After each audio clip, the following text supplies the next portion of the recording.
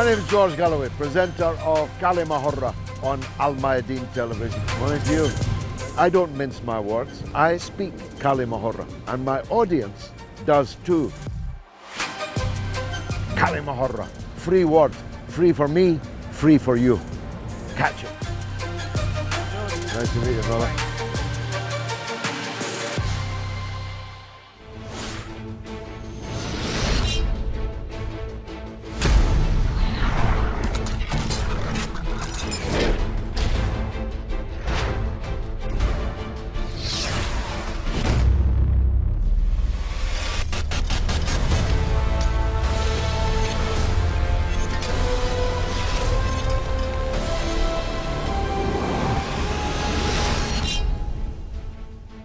Welcome to Kali Mahorra with me, George Galloway, on Almayadeen television, coming to you from London, but discussing Taiwan, China, and the United States of America. The question we are posing is, how big a price will America pay for the egregious, gratuitous offence to the People's Republic of China by the visit of Nancy Pelosi, the third most important person in the American state? I know it's hard to believe, but it happens to be true. After President Biden, Kamala Harris, comes Nancy Pelosi. Therefore, offending not just the international legal principle of one China, agreed by virtually every government in the whole world to be their own policy, but offending the national integrity, the national sense of themselves, of 1.5 billion Chinese people, and many more around the world. This was a slap in the face to China. No one should be in any doubt about that. China responded verbally, rhetorically, in the fiercest possible terms, especially before the fact. The president of China, Xi Jinping, said that he who plays with fire runs the risk of being burned. In the end, the only thing that was burned was the marine life around Taiwan, because China's onshore batteries fired many a salvo, that's for sure, but all of them landing harmlessly in the sea. That might not be true when the American fleet arrives in the Taiwan Straits. This is, if you like, a double slap for China from the United States. I was just recalling what we call the Amethyst incident and what the Chinese call the Yangtze incident in 1949, when the British warship Amethyst was sunk by the batteries on shore of the People's Liberation Army and the Red Navy in its first real international encounter, dealt swiftly with the British assault to the sovereignty of China by the sailing of a Royal Navy warship down the Yangtze. Well, maybe this will happen again, but probably not.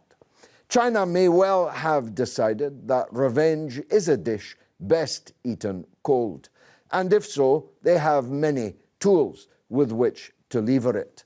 The Chinese economy, already the biggest manufacturing economy in the whole world, soon the biggest economy in the whole world, maybe even now, but not admitted.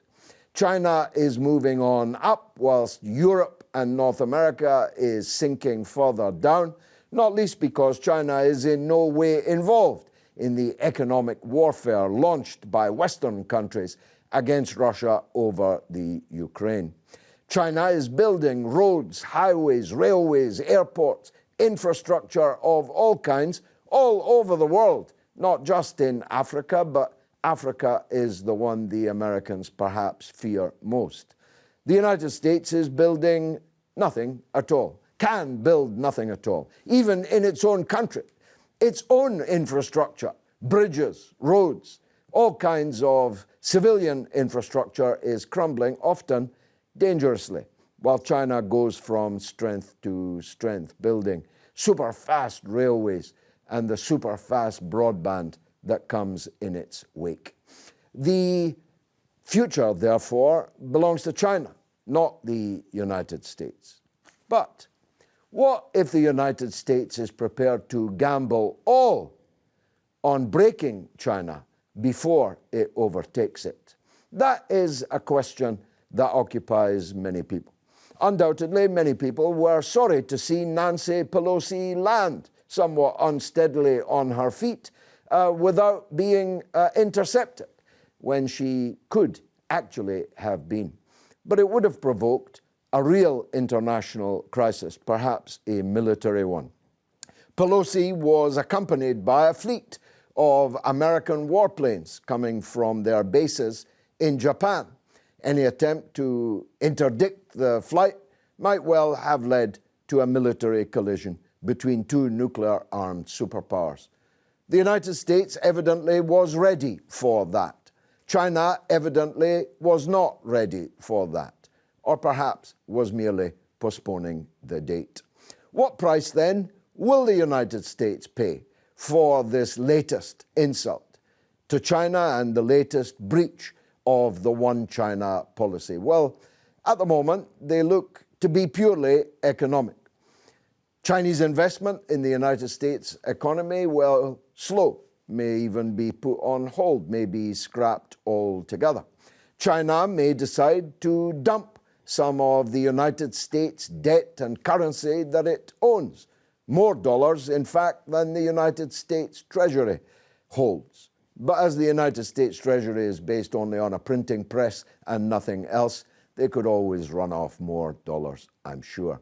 But China can affect the value of the dollar, can affect the value of American bonds in the bond market. It can do many things.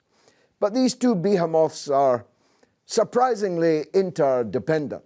The US cannot really afford, unless it's going to go to all-out war, a breach with China. And China perhaps cannot really afford, short of nuclear war, a whole breach with the United States. I'm surrounded by experts of different political stripes, and let me introduce them to you now. The expert of all experts, as far as I'm concerned, is Keith Bennett, China expert and co-editor of Friends of Socialist China. Keith, welcome back, and let's start with you. How did you see the crisis? How do you think each side handled it? Right, that's an interesting question. There was an awful lot of very, very heated rhetoric in the Chinese media, and particularly on Chinese social media, but also in some papers like the Global Times in the build-up to Pelosi's visit. I never thought that the kind of more, shall we say, extreme suggestions would be carried through, because as you intimated, that could have easily triggered a war that could easily have turned into a nuclear war. But there was undoubtedly some disappointment among public opinion in China that the initial response when Pelosi landed was not what perhaps people were hoping for. And I think that's a very important factor to keep in mind, that consistently in the West, people don't take public opinion into account in China, and public opinion in China is very vocal and very organized on social media. And people in China feel intensely and emotionally about Taiwan in a way that it's actually very hard, I think, for people in the West to actually appreciate just how deeply they feel about it. So there was a kind of feeling that Pelosi had come and gone, and if you like, the Americans had got away with it. And then we saw the Chinese response starting to unfold, the economic measures, the suspension of cooperation with the United States on a whole range of issues, and of course the military exercises around Taiwan, which were quite unprecedented in their scope and scale. And what they actually showed was China's ability to completely surround Taiwan and in effect to blockade it if they so chose. And a short period of blockade by China of Taiwan will cause, immense havoc on global supply chains. I mean, forget the idea of getting a new mobile phone if that happens because of semiconductor production and so on. Of course, the Americans have protested very strongly about that. The Chinese response has been quite simple: don't say that we didn't warn you. But I think what's also important is what you said about the idea of revenge being a dish best eaten cold, in that what we saw was the beginning of the rolling out of a process. And this is not an issue that is going to go away, because I think that the Chinese leadership have concluded that what the United States has really been doing is salami slicing the One China policy, which they signed up to in 3 Sino-US joint communiques, which is the premise on which US-China diplomatic relations exist. And that if they didn't take a stand now, then the whole One China policy and the whole basis of China-US relations would collapse. And I think it's very important also to understand that the Chinese always take a very long view of this.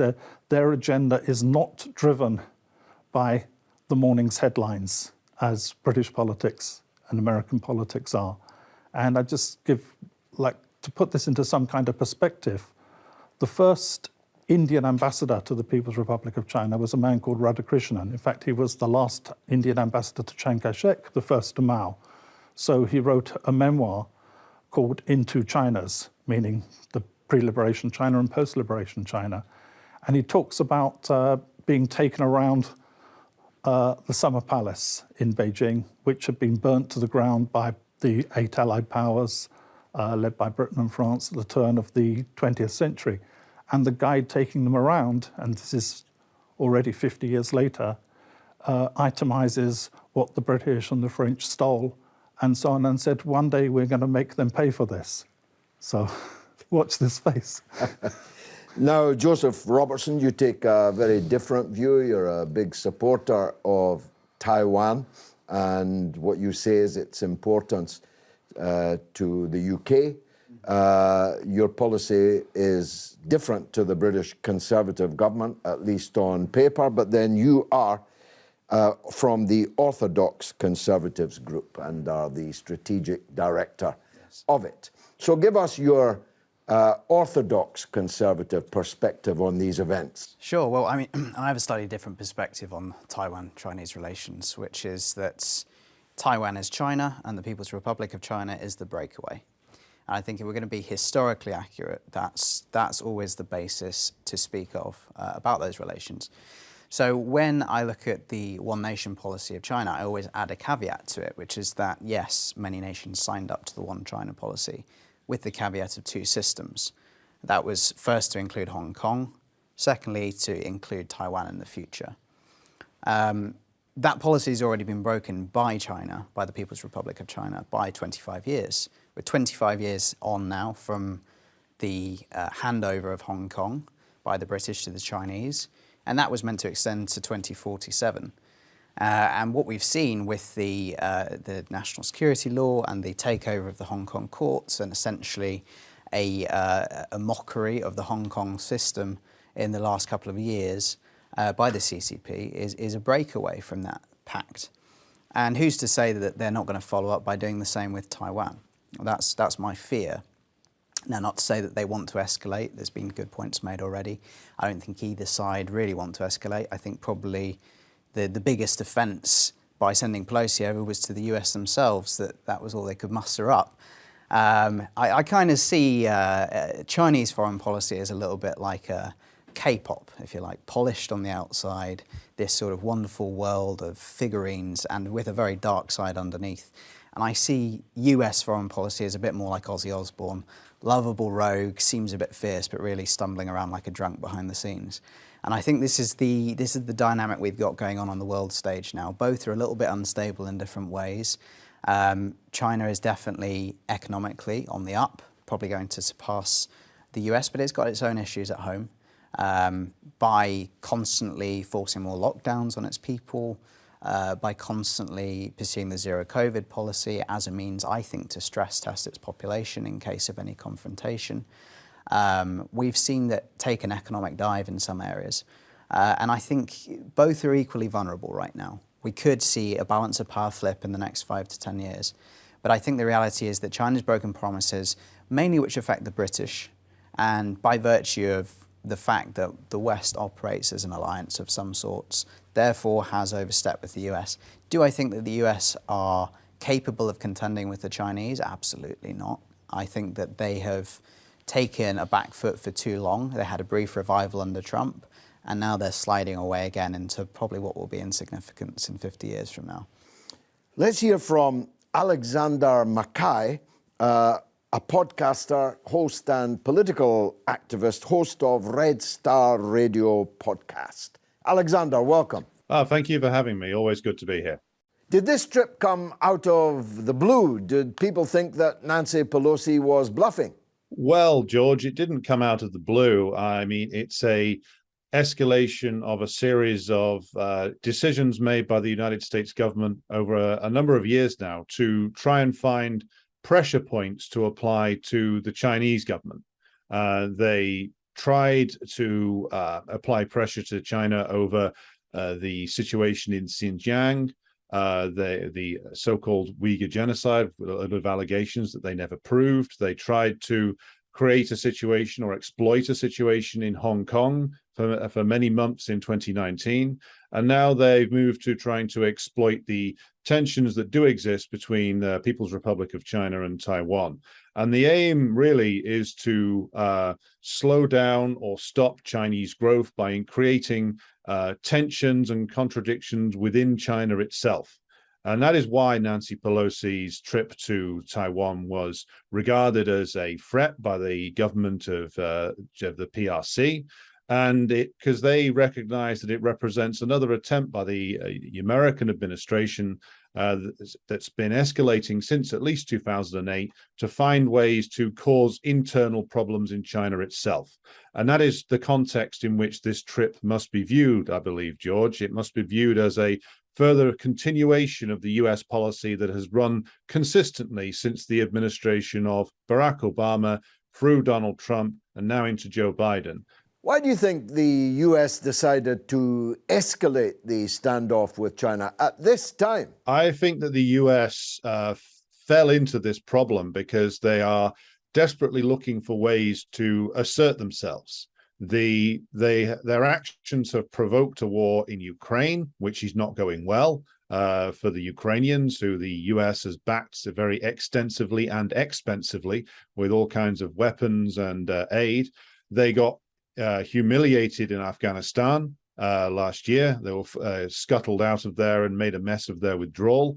The US has been looking for ways to assert itself again. And so therefore, when Pelosi announced a number of months ago now that she was looking to go to Taiwan, suddenly this became a US political issue whereby Pelosi first said she had COVID and couldn't go, then she could go again. And it became an issue of party politics in the United States as well. They need to desperately try and assert themselves. They feel the need to assert themselves against the Chinese, against the Russians. But in the end, ultimately, I think that this has weakened their cause because it seems that the trip of Pelosi was received very badly inside Taiwan itself because she was greeted with big demonstrations from the Taiwanese people who realize that the game that the United States government is playing and that they don't want to be manipulated into a conflict like the Ukrainians were.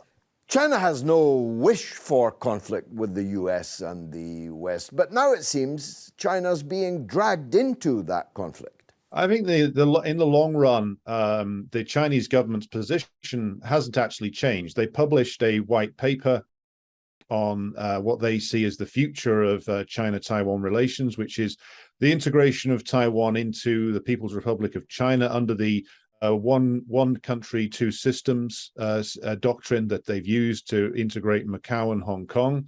They made it clear in that document that they want to see the integration of Taiwan into China via peaceful means. But they also make clear that they will not tolerate any attempt by the United States and its allies to turn Taiwan into some kind of armed camp that the United States and its allies did with Ukraine. They will not tolerate the further fostering of what they regard as the secessionist aspirations of the current government of Taiwan, led by the Democratic Party of Taiwan. And they will assert what they regard as their sovereign rights over the whole of China via military means, if forced to do so. And they make it very clear in their policy announcements that they regard military force as a last resort, but it is there as an option. What was the benefit to the US of this step in escalating the crisis? Many struggle to find any benefit for the US out of this at all. Well, I think in the short term, they may their arms companies may benefit if they try to get the Taiwanese to buy more weaponry from the United States. That's always a motivation.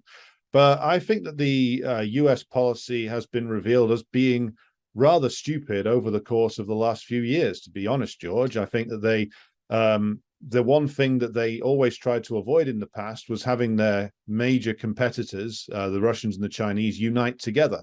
And their policy in the last few years has managed to forge an almost unbreakable alliance between the Russian and Chinese governments at a time when the US was looking to pick them off and divide them.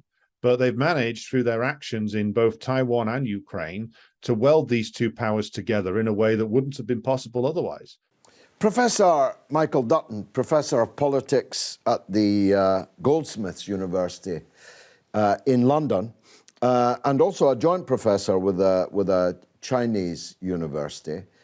Why do you think the US did this? It was a very risky thing to do unless they knew that China wasn't going to respond in line with much of Chinese public opinion, at a time when they're already effectively at war in Ukraine, giving them a war on two fronts. Yeah, I think it's almost baffling if you don't take into account the fact that there's internal politics within the United States. I think Pelosi's visit was, in many respects, quite opportunistic. It kind of fits in with the social warrior model, so it'll attract votes in China. Plus, I'm not sure I agree with the last speaker in terms of tying together Obama, Trump, and now on to Biden. I'd say what's been happening between the various political factions in the United States has been almost an inflation in the way in which they've dealt with China, so that China becomes an ever more increasing threat, and the other side then can't back down from it, otherwise they look too weak on the China front. I think it's not by chance that Pelosi goes just before congressional elections. So in terms of the United States, I think we have to fit that into, if there is a grand plan at all now, I think it's a grand plan of containment. And frankly, the gate's already open and the horse is bolted.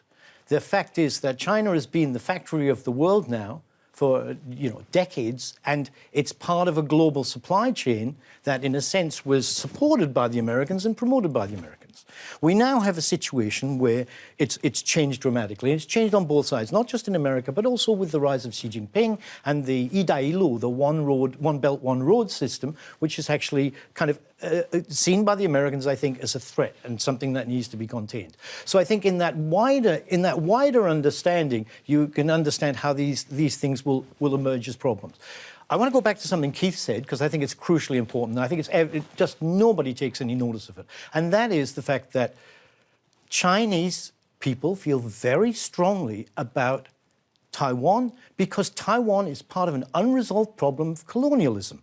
And if we're talking about, as it were, false promises, that's the false promises that the Chinese will go back to about colonialism and the thing that colonialism has done, which is basically tear up the country. Remember that that the country was not unified for so long because of Western imperialism. So from the Chinese perspective, the Taiwan issue is an unresolved historical issue.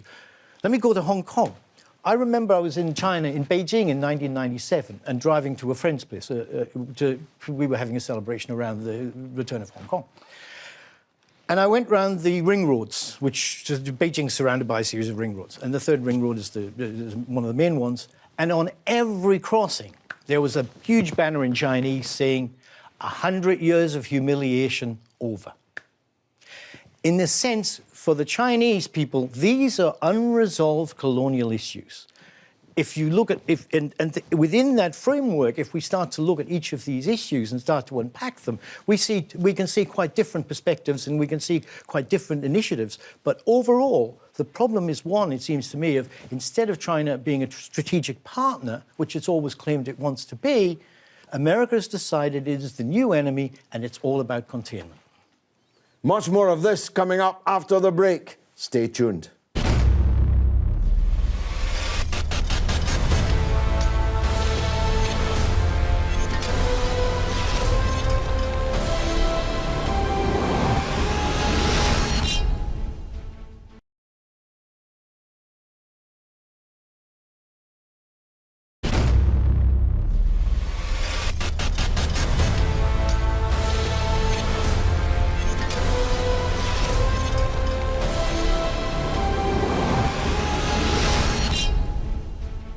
You're watching Kalimahora with me, George Galloway, on Almayadeen television, coming from London, discussing China, the United States, and Taiwan. Let's cross to the United States and speak with Scott Ritter, former United Nations weapons inspector, former intelligence officer in the U.S. Marines. Scott, welcome to the show. Okay, well, thank you very much. Did Nancy Pelosi go to Taiwan of her own volition? It's clear that Nancy Pelosi has had sought to go to Taiwan for some time. I think her original travel plans were back in April, but she was precluded because of COVID. When she made it, when she announced that she was planning to undertake this trip in August, she was told by people straight up, including the President of the United States, don't do this, don't go. But she is, of course, the Speaker of the House. She's number 2 in the line of succession. She is a senior member of an independent branch of government. And so even though Joe Biden didn't want her to go, he couldn't order her not to go without creating a political crisis between one of his most important political allies, whom he needs the support of to pursue some very aggressive domestic political agendas on the eve of a critical midterm election. So, I mean, yes, Biden could have ordered the military not to provide her with an airplane. He didn't do that. He instead said, the military doesn't think it's a good time for you to go. And the military backed that up by saying this could create a crisis. The State Department made it clear that she wasn't representing American foreign policy. She wasn't there to reinforce existing diplomatic points. So I think the shorter answer is yes, she went on her own volition. This was very much a rogue operation carried out by Nancy Pelosi to pursue goals that only Nancy Pelosi was pursuing. They weren't in concert with the rest of American policy. Isn't this damaging to U.S. credibility that they make agreements, but they're not really worth the paper they're written on, like the scrapping of Obama's nuclear deal with Iran? Now we've got Biden effectively scrapping the decisions made by the Nixon and Kissinger administration and endorsed by every U.S. government, at least on paper, ever since. Look, as you pointed out, this is not a problem that's unique to the Biden administration. It's endemic to the American political reality. Every 4 years, we hold a national election for presidents. Sometimes these presidents get elected and they serve 2 terms. Sometimes they only serve 1 term. But the bottom line is when you examine in the post-Cold War era American politics, we careen from Republican to Democrat to Republican to Democrat to Republican to Democrat, back and forth, and there's no consistency. So an agreement that's entered into 20 years ago may become politically inconvenient for a politician who's only going to be holding office for 4 to 8 years. But the ramifications of the decisions that are made, especially if they reverse these past agreements, are real, especially for those who enter the agreements with the United States. The United States has shown itself not to be a reliable negotiating partner, because it doesn't matter that if the current incumbent in the White House is negotiating in good faith, whatever is agreed upon can be undone by those who replace him. So you say, is it damaging to American credibility, damaging to American foreign policy? Incredibly damaging, but that's always been the case. Scott, it could be me that's stupid, or it could be the U.S. administration that's stupid. I'm genuinely struggling to see where the benefit for the United States, for its government, for its people, even for its military, in taking this particular step at this particular time. Am I missing something? In order to believe something, you need to have knowledge. And that knowledge needs to be backed by experience in order for your belief to be credible. If you take a look at what passes for discussion, debate, dialogue about China and the relationship between the United States and China today at the highest levels of the U.S. government, it's as shallow as can be.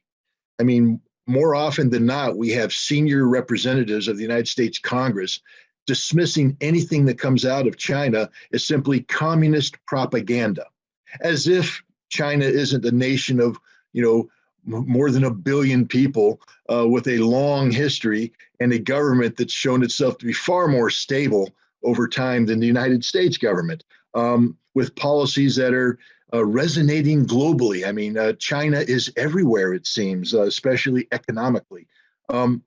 This is the kind of discussion that should be had, an in-depth discussion about the reality of China.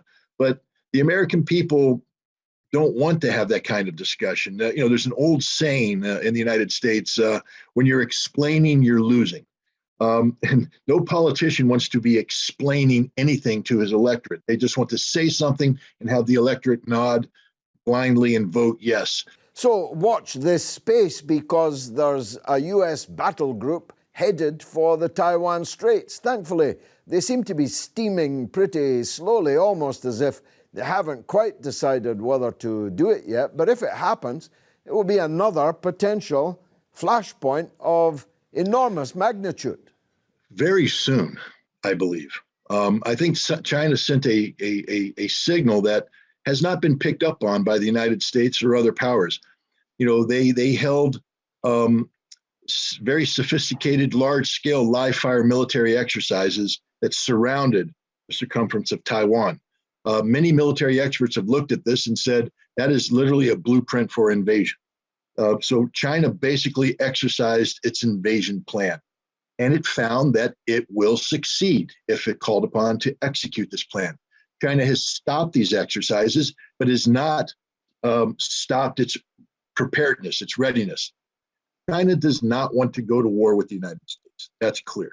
So if, let's say, the United States seeks to test Chinese resolve by sailing a battle group through the Strait of Taiwan, as I do not believe China will attack this battle group. They'll let the battle group go through. But then they will say, this is the last straw. You clearly have no intention of respecting Chinese sovereignty, respecting Chinese one China policy, and then they will invade Taiwan once the battle group clears. Notice, though, the lack of confidence that the United States has in its own military capabilities, because ships will be sent, but not the USS Ronald Reagan. Why? Because it would be sunk if China attacked. The bottom line is the US fleet cannot survive in a combat situation near Taiwan. China has accumulated sufficient military capabilities, primarily in the force of precision missiles with hypersonic warheads that will defeat any defense system the United States has, and they will sink every ship in the U.S. flotilla. We know it. China knows it. And so once the fleet clears, China will, I believe, execute their invasion plan of Taiwan. And if the United States is foolish enough to send its fleet in to try and interfere, China will sink the ships. Keith Bennett, what, apart from that remarkable ending, Scott Ritter was saying is that deals with America, agreements with America, are not worth the paper that they are written on. And we've seen that over the Iran nuclear deal. We're now seeing it surely over the one China policy. China concentrates on reiterating over and over that America is committed to a one China policy. And the US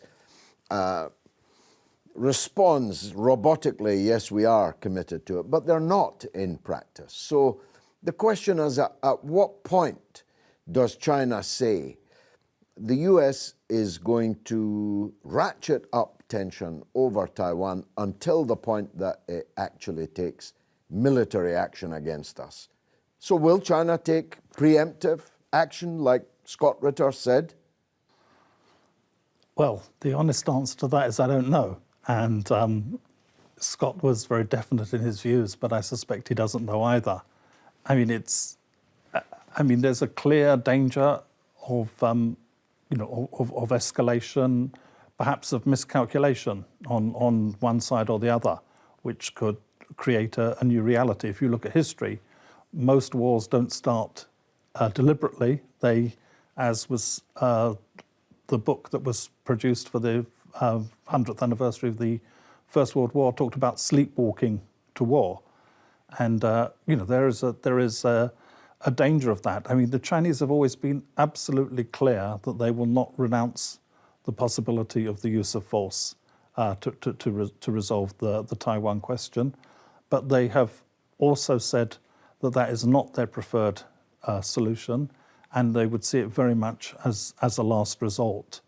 And those things relate to formal declaration of Taiwan independence or similar moves on the part of the United States. So we're going to have to wait and see. But where I think Scott is absolutely right is that if the United States goes ahead and sails this big flotilla through the Taiwan Straits, quite possibly the Chinese will let it pass. They might buzz some aircraft over it. I don't know. None of us know that, but they will not.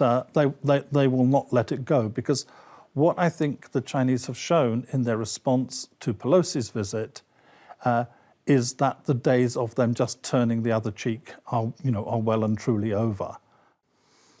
Professor Dutton, the apocalyptic vision painted there by a former intelligence officer in the Marine Corps, a former United Nations weapons inspector, that would knock the Yangtze incident into a cocked hat, would it? It's one thing sinking a decrepit old steamer of the declining Royal Navy, of the dying British Empire.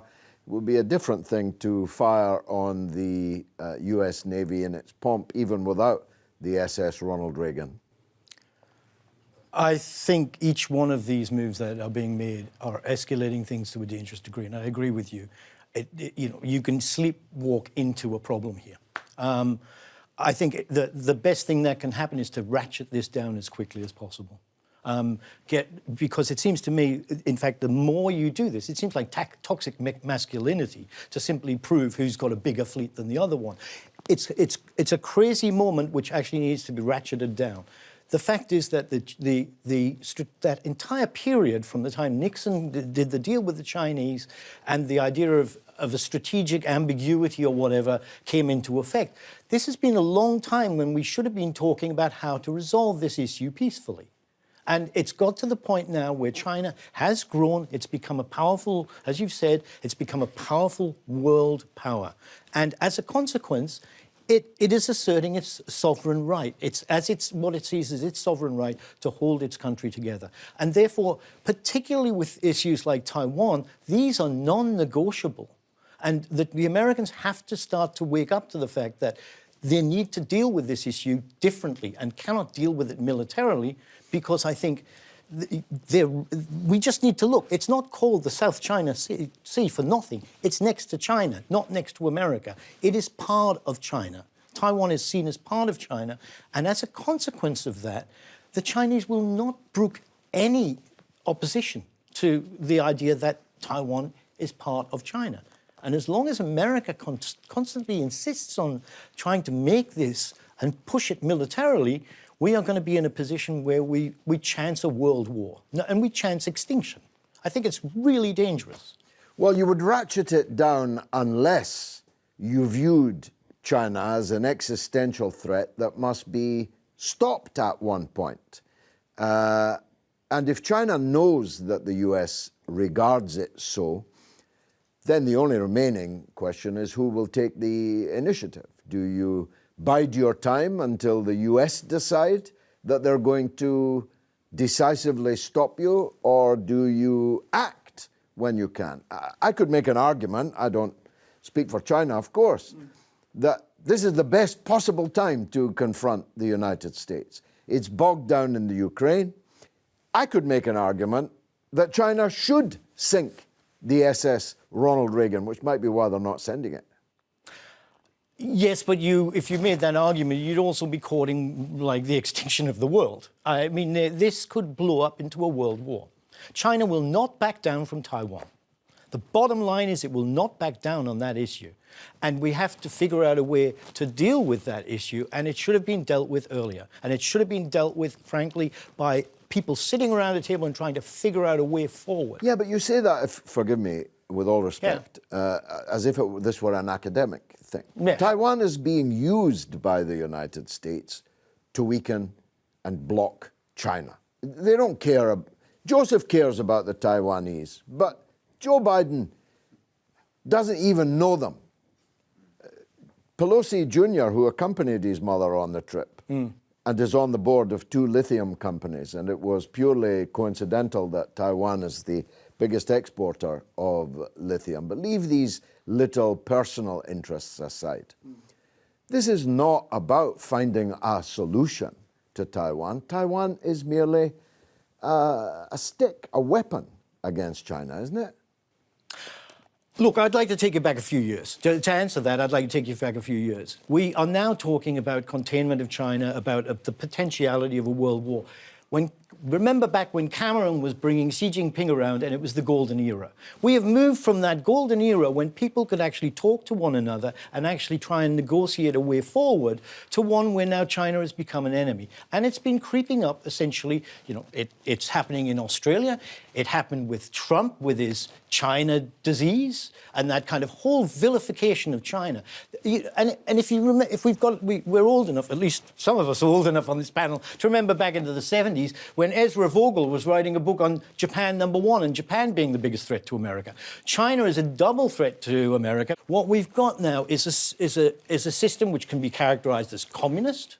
It can be characterized as Chinese, and it can be and foreign, and a threat to America. So that existential threat is one that's essentially been hyped up over the last few years, at the same time that Xi Jinping has been launching the One Belt, One Road. So it's in a sense, it's actually more than a perfect time. It's a perfect storm. Joseph, apocalypse now? Do you agree with Scott Ritter, or do you agree with Professor Dutton that we need to talk everyone down from the tree? Well, I think the thing to make clear here is that the apocalypse that is happening is at home. And one thing that the Chinese have in their advantage in this situation is a stringent moral compass. It might not be our flavour of morality and it may not be democratic, but they have a very hard line that they will adhere to no matter what. The West doesn't have that anymore. Its exports were democracy, liberty, sovereignty, and a few trade routes and a few of their own interests. Those things have all been lost. Americans don't believe in their own democracy. The British barely do. I mean, the latest Tory leadership campaign is all we need to know that essentially things are stolen from people over here. We don't believe in our own democracy anymore. So what do we actually have to export with any real level of dignity that can make us stand up to China with any backbone if it came to conflict? And that's one reason why I care about Taiwan as a country, is because they are a beacon of democracy. They have had a booming economy separate from China's influence. They have become one of the largest exporters of semiconductors, as we know, of lithium, of things that are important to the Western economy. And they've done that completely outside of all the globalist structures and initiatives that the West use to implement their own agendas around the world. They're not part of the WHO. They're not part of Interpol. They're not part of any of the big global organizations, most of which have incorporated China in some way into their policies. And they're doing things by themselves with a democratic mandate from their own people as a sovereign nation. Do I think Pelosi should have gone there purely based on her own interests? No, I'm not here to defend US foreign policy. I think it was a terrible idea. But do I believe that the Taiwanese people should be stood up for by the West based on the fact that they're doing the West better than the West does the West nowadays, in terms of their own sovereignty and their own democracy? Yeah, totally. Stood up for to the point of war? Why not? What are we here to defend? And I'm not advocating conflict. I agree with your point. We could be sleepwalking into a nuclear holocaust. I said that about the Ukraine situation. I think we've been creating proxy wars for long enough, or the US certainly has, all over the world, just to fuel its interests, that when we get to the edge of a real conflict where it's not so much about oil and it suddenly becomes about the existential crisis of the entire West, did the US have the backbone to stand up in a war? I think it's worth doing. If China invaded Taiwan, should we defend them? I think so. But I don't know if we can. You're the first person in my life that I have ever met that is ready to face the extinction of the human race for Formosa. Keith, final word to you. Let's assume no apocalypse, no war. How does China reunify this last piece of its jigsaw? Well, Michael really made the point that things are actually on one level quite difficult now because of the trouble that there was in Hong Kong, which in my view was basically stirred up by outside forces, Britain and America, to undermine the one country, two systems policy. So there is a, there's a problem there. But what's missing, and what's missing in what my friend over there just said, is that one of the reasons why Taiwan's economy has been doing rather well is that by far its biggest trading partner is mainland China. And at least in pre-COVID times, millions of people cross the Taiwan Straits every year. Taiwan has massive investment on the mainland. There are hundreds of thousands of Taiwanese people on the mainland living, working, having families, running businesses, studying, and so on. And this process was really going quite well. I mean, people forget because memories are very short in the West, but in 2015, Xi Jinping and the then leader of Taiwan, Ma Ying-jeou, had a pretty cordial meeting in Singapore and reached a whole lot of agreements. And it's only then when the Democratic Progressive Party came in that they've wrecked that and brought us to a situation which could be the edge of war. But what they're doing doesn't represent the interests of everyone in Taiwan. But China's proposal for one country, two systems and peaceful reunification is still on the table.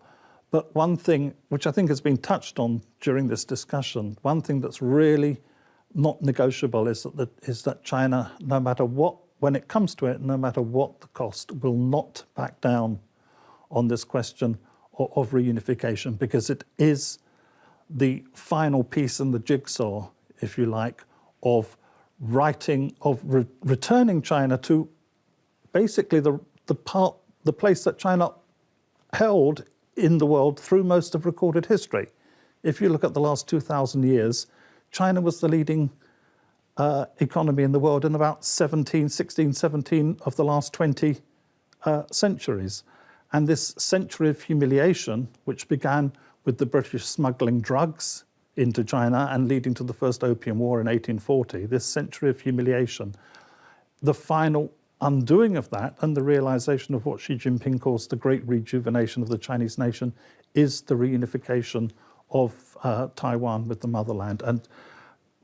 And if it means, war with the United States, that's the last thing that China wants to see, but they won't back down from it. And I just finish with, again, based on some of the things that Michael was saying about his experiences in China, there's a book by a British businessman called Tom Clissold, who's lived in China for many years, and he recounts going to a small remote village in China, and a little boy of 6 or 7 realizes that he's from Britain, and he comes up and says, "You're the people responsible for the Opium War."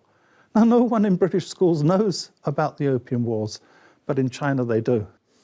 In China, they do. They have long memories, and they quite like eating the dish called revenge cold. I've been George Galloway. This has been Kalimahora. Thank you for watching.